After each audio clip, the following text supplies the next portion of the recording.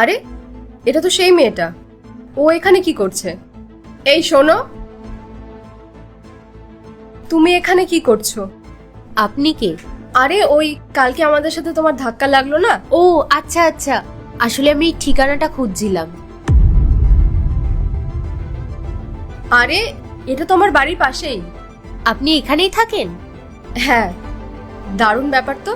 আপনার হাতে কালকেও কাগজ ছিল আর আপনি কালকেও ঠিকানা খুঁজছিলেন, আজকেও আপনার হাতে কাগজ আর আপনি আজকেও ঠিকানা খুঁজছেন। আসলে আমি কাজ খুঁজছি।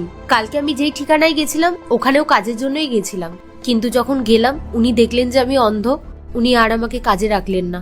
আজও আমি এই ঠিকানায় কাজের জন্যই যাচ্ছি। এই অবস্থায় তুমি একা কাজ খুঁজছো? আজকের যুগে সবকিছু একা একাই করতে হয়, আর কতদিন আমরা অন্যের ওপর ভরসা করে থাকবো বলুন? বুঝলাম।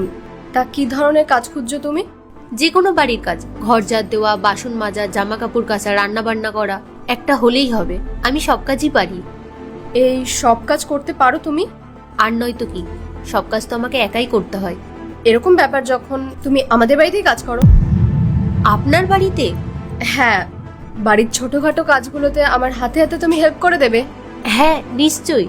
ঠিক আছে, চলো।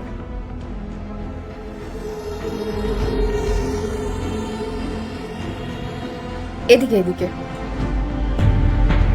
চা খাবে? আপনি দাঁড়ান, আমি তাহলে বানিয়ে আনছি। না না, আজকে তোমার আমাদের বাড়িতে প্রথম দিন, তাই আমিই বানিয়ে আনছি। না না, আমি বানাতে পারবো। আচ্ছা চলো, আমি তোমাকে আমাদের কিচেনে নিয়ে যাচ্ছি।